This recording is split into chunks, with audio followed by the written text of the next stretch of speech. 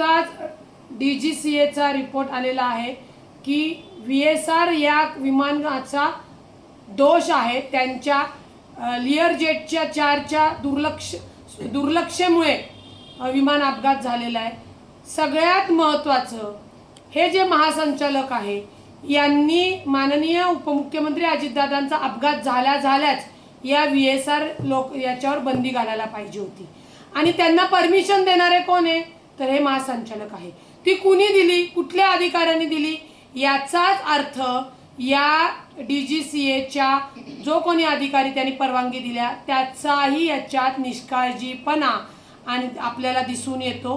त्यामुळे एवढ्या उशिरा स्टेज 1 ची जी काही चौकशी अहवाल सांगतायत ही आणि तेही माननीय अजितदादांच्या घटनेबद्दल अपघाताबद्दल, तर ही अत्यंत दुर्दैवी आहे।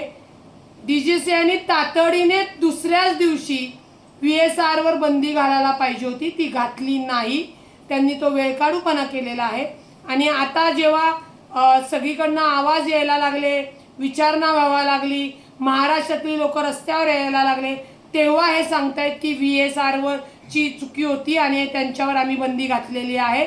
मुळामध्ये त्यांना परवानगी देणाऱ्या लोकांवर, निष्काळजी करणाऱ्या लोकांवर संपूर्ण सखोल तपास होऊन त्यांच्यावर गुन्हे दाखल झाले पाहिजेत।